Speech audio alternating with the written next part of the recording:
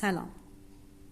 میدونین خیلی برام عجیبه سلبریتی ها که هیچ، حتی بعضی از افراد که ادعا دارن در مسیر خودشناسی گام های بلندی برداشتند و به آگاهی های رسیدند و بهتون تاکید میکنن که برای خودتون زندگی بکنین و نظر دیگران براتون مهم نباشه، ولی صفحه شخصیشون رو که نگاه میکنی پر از تصاویر و فیلم هاییه که انگار دارن به زور خودشون و زندگیشون رو به مردم نشون میدن.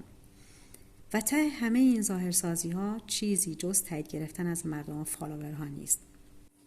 من چند روز پیش صفحه خانم دکتری رو در یک از شبکه‌های اجتماعی دیدم که دکترای ادبیات داره، خیلی هم قشنگ حرف میزنه، نکات ارزشمندی رو یادآوری میکنه، ولی هنگام صحبت کردن مقابل دوربین طوری سرش رو میچرخون که انگار به زور میخواست گوشوارهاشو به مردم نشون بده.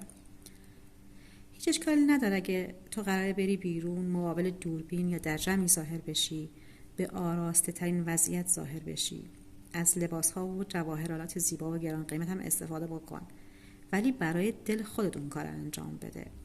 در غیر این صورت عمق نیاز خود رو به تایید گرفتن از دیگران نشون میدی، نه ارزشمندی تو و نه دانش تو.